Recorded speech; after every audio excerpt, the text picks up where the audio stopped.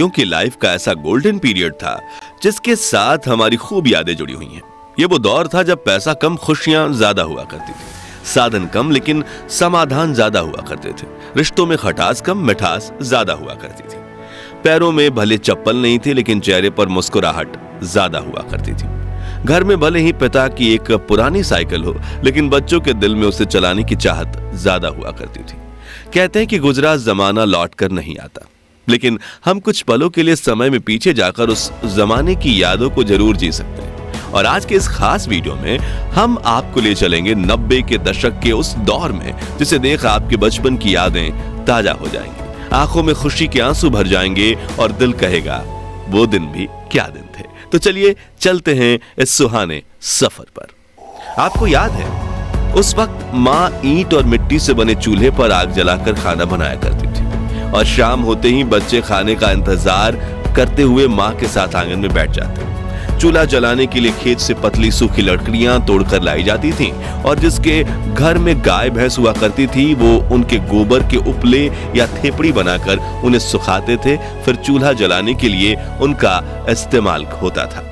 और जिसके घर गाय भैंस नहीं होती थी वो पड़ोस से या मार्केट से 1 रुपए के 2 दर्जन गोबर के उपले खरीद कर लाते थे।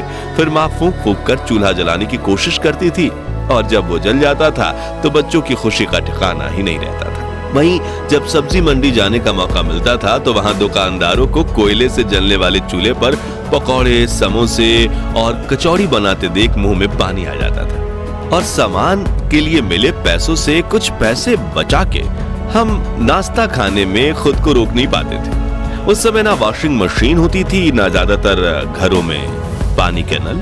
तभी घर की बेटियां कुएं से बाल्टी भर के पानी ले आती और थापी से पीट पीट कर कपड़े धोया करती थी, जबकि कुछ लोग कपड़े लेकर नदी के किनारे बने घाटों में चले जाते थे और वहीं कपड़े धोकर नहा भी लेते थे। आजकल तो लगभग सभी के पास पक्के मकान हैं, लेकिन उस दौर में गांव में सिर्फ एक आधा लोगों के पास ही पक्के के मकान हुआ करते थे। बाकी गांव के पास मिट्टी से बने हुए कच्चे घर हुआ करते थे।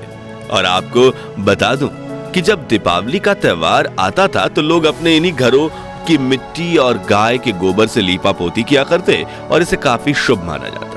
लोगों के घरों की दीवारें आला या ताक कहे जाने वाले ऐसे स्थान जरूर दिख जाते थे जहां छोटी चीजें बहुत रखी जाती थी।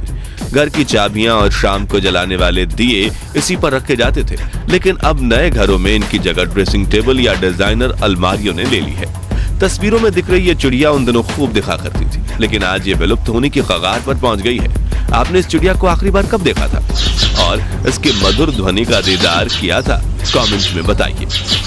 याद है रोज शाम होते ही सभी दोस्त गली के नुक्कड़ पर मिला करते थे और खूब हंसी मजाक किया करते थे। इसे लेकर किसी ने क्या खूब कहा है कि उस दौर में सहजता थी, सादगी थी, बंदगी थी। ये सोशल मीडिया प्लेटफॉर्म्स नहीं थे तब जिंदगी। बच्चे में एक दूसरे के साथ कई मजेदार खेल खेलने की होड़ थी, जैसे कि राजा मंत्री चोर सिपाही, चिड़िया और छुपन छुपाई, इक्कल दुक्कल, गिट्टियां, अंताक्षरी, कच्चे पकड़म पकड़ाई, गिट्टी फोड़, आंख में चौली, लंगड़ी टांग, गिल्ली डंडा वगैरह। खैर, इनमें से बचपन में कौन सा खेल सबसे ज्यादा आपने खेला है कमेंट्स में बताइए। और अगर बचपन में आपने ये खेल नहीं खेले तो आपने 90s के बचपन का एक सुनहरा दौर मिस किया है। वहीं ये माचिस की ताश देखकर आप में से कुछ लोगों की आंखें भर आएंगी। ये ताश वही बच्चे बनाते थे जिनके पास ताश की गड्डी खरीदने के पैसे नहीं होते थे, लेकिन अपने रूल्स के साथ अपनी ताश खेलने का मजा ही कुछ और था। याद है वो स्वादिष्ट कैंडीज जो 90 के दशक की शान हुआ करती थी। गुरु चेला जिसमें कैंडी का पैकेट घुमाने पर फोटो बदल जाती थी। पान पसंद, मैंगो बाइट, चटपटी कैंडीज, इकलिया, किस्मी, इमली की गोली, खाने वाली सिगरेट, जेम्स, आम पापड़, कप में मिलने वाली स्वादिष्ट जेली और मिल्की बार। ये कुछ ऐसी कैंडीज थी जो पूरे भारत में जोरों शोरों से बिका करती थी। खैर, इनमें से आपकी पसंदीदा कौन सी थी? कमेंट्स में बताइए। ये वो गलियां हैं जहां हम क्रिकेट खेलते वक्त जीवन की सभी समस्याएं भूल जाते थे। बच्चे बारिश के पानी में छपाक छपाक करके दौड़ते थे और अगर एक पुराना टायर मिल जाए तो छोटी सी लकड़ी की मदद से टायर को धकेलते हुए रेस लगाने का मजा ही अलग था। ये वही मोहल्ले हैं जिनके साथ हमारी सैकड़ों यादें जुड़ी हुई हैं। ये वही पेड़ हैं जहां देश के लाखों बच्चों को प्राथमिक शिक्षा मिली है और जिन बच्चों को स्कूल जाने का सौभाग्य प्राप्त होता था वो महंगी बेंच नहीं बल्कि ऐसी लकड़ी की चारपाई पर बैठकर पढ़ते थे। जब पहली बार बंगाल में इंग्लिश स्पीकिंग क्लास खुली थी तब ऐसे दीवारों पर एडवर्टाइजमेंट दी गई थी, लेकिन आजकल तो अंग्रेजी के सामने हिंदी भी फीकी पड़ने लगी है। अब नजर नहीं आते ये डाकियां जिनकी साइकिल की घंटी सुनते ही घर में खुशियों की लहर दौड़ उठती थी। पोस्ट ऑफिस तो आज भी है, लेकिन खत लिखने वाला कोई नहीं। याद है, गांव से शहर गए लोग जब परिवार को एसटीडी पीसीओ पर फोन किया करते थे तो पूरे गांव में खुशहाली फैल जाती थी। प्रेमी प्रेमिका तय किए गए समय पर एसटीडी बूथ के पास बैठकर एक दूसरे को फोन लगाने की राह देखते थे और सिक्के खत ना हो इसलिए बात करने से ज्यादा ध्यान सेकंड्स पर होता था। लेकिन यार, मजा बहुत आता था।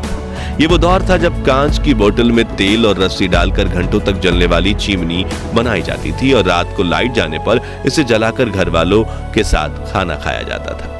याद है, उस वक्त हमारी दादी नानी सिलबट्टे और मूसल में ताजी सब्जियों को पीसकर स्वादिष्ट चटनी बनाया करती थी। आटा पीसने के लिए घर पर ही 2 पत्थर वाली घटी यानी चक्की का इस्तेमाल किया जाता था। कुछ के घरों में मिट्टी के बर्तनों में खाना बनाया जाता था और खाने की हर बाइट में आने वाली मिट्टी की खुशबू मन को प्रफुल्लित कर देती थी। बर्तन भी स्टील के नहीं थे, बल्कि लोहे, तांबे, पित्तल और कांसे के हुआ करते थे और डाइनिंग टेबल की जगह जमीन पर बैठकर हाथ से खाने का मजा ही कुछ और था। चलिए अब हमारे प्यारे राजस्थान में चलते हैं और 90 के दौर की कुछ ऐसी यादों को ताजा करते हैं जिनके बारे में शायद आजकल के बच्चे को पता तक नहीं होगा। तो उस वक्त राजस्थान के गांव में कई लोक नृत्य करने वाले समूह आया करते थे, जिनमें कुछ लोग स्वदेश में बने म्यूजिक इंस्ट्रूमेंट्स बजाया करते थे और कुछ उस मधुर धुन पर नृत्य करके गांव के बच्चे बूढ़ों का दिल मोह लिया करते थे। गांव शहरों में कठपुतली का खेल भी होता था, जिसमें कलाकार लकड़ी से बने गुड्डे गुड़ियां नचाकर खूबसूरत कला का प्रदर्शन करते थे। लेकिन समय के साथ ये कला ठंडे बस्ते में चली गई।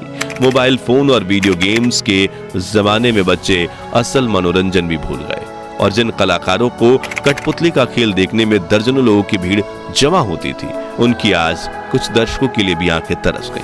याद है, उस वक्त ट्रांसपोर्ट के लिए ज्यादा वाहन नहीं हुआ करते थे, इसलिए कई लोग बैलगाड़ी और ऊंट गाड़ी से सामान को यहां से वहां पहुंचाने का काम करते थे और रोजी रोटी देने वाले जानवर की देखभाल अपने बच्चों की तरह करते थे। 90 के दशक के गोल्डन टाइम की बात करें तो ट्रेन का जिक्र ना हो, ऐसा तो हो ही नहीं सकता।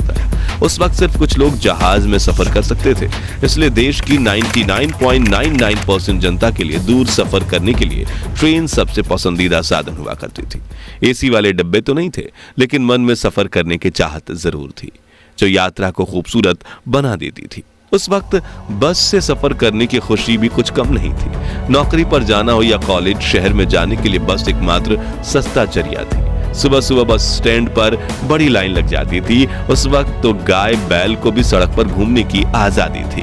दोस्तों, आजकल की शादी बारात में दूल्हा जितनी महंगी गाड़ी में बैठता है, उसका उतना ही ज्यादा भौकाल माना जाता है। लेकिन उस वक्त के दूल्हे सज धज कर घोड़ी चढ़ते थे और ढोल नगाड़ों के साथ बारात लेकर शादी करने जाते थे। दूल्हे के यार दोस्त तो मानो अपने दोस्त की शादी को एक त्योहार की तरह मानते थे और पूरे जोश के साथ बारात में नाचकर शादी में 4 चांद लगा देते थे। कोई ज्यादा अमीर होता था तो कोई ढोल नगाड़ों के साथ बैंड भी बुलाता था, जिसमें बड़े से लाउड स्पीकर लगे होते थे और बैंड वाला गायक हर आवाज में ऐसे गाने गाता था कि बारातियों के पैर रुकने का नाम नहीं लेते थे। वहीं कुछ लोग इन लाउड स्पीकर्स का इस्तेमाल अपनी दुकान के प्रचार प्रसार में भी करते थे, जिसमें वो अपनी ही आवाज में कुछ पंक्तियां कहकर उसे कैसेट में चला देते थे।